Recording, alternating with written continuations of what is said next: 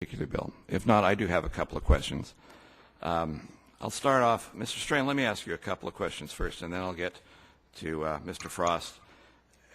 And one of the things you should know, Mr. Frost, is when you're in a hole, you should quit digging. But you had, you were given 48 hours to turn over the keys. Was Yes. that the way it was supposed to have been?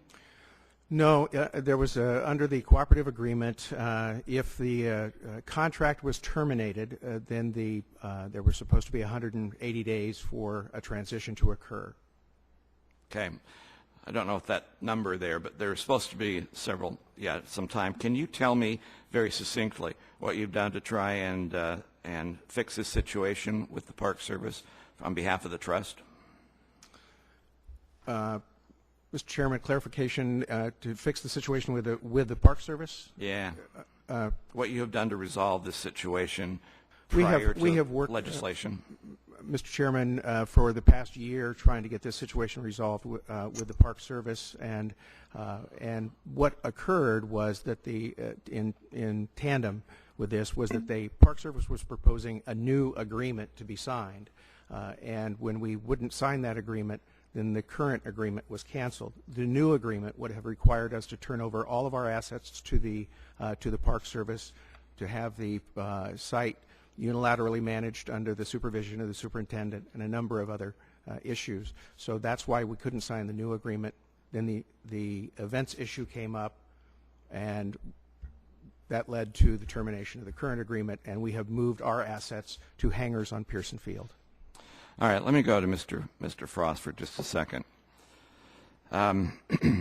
Your statement was that there would be resources within Fort Vancouver that would be adversely impacted if this land were given back to the city, which seems to be in direct contradiction to what Director Jarvis has said, that you are within your boundaries. So I don't want to hear any crap about viewscapes or noisescapes or anything like that. Is there some specific resource within Fort Vancouver Park, within the boundaries of that park, which would negatively be impacted if this were belonging to the city? And I want it to be specific. Again, I think, as I said earlier, the archaeological resources. What archaeological resources? That are there as a result of the larger fort complex, not the fort itself, but the larger fort complex as a result. I mean, Fort Vancouver was not just a fort, but there were outbuildings, there were other. Within the boundaries of Fort Vancouver National Park? Yes. So having the city own this is going to destroy the archaeology within the boundaries of the fort. Well, within that 7 acres, it's not going to. We're not going to. Not within the 7 acres, just within Fort Vancouver National Park. But the 7 acres are within the boundaries of. So I guess I'm not understanding your question. Obviously. Look, let me try and make this a statement, because I'm getting very frustrated here. Both Ms. Hanabusa and Mr. Young came to the crux of what the question should be.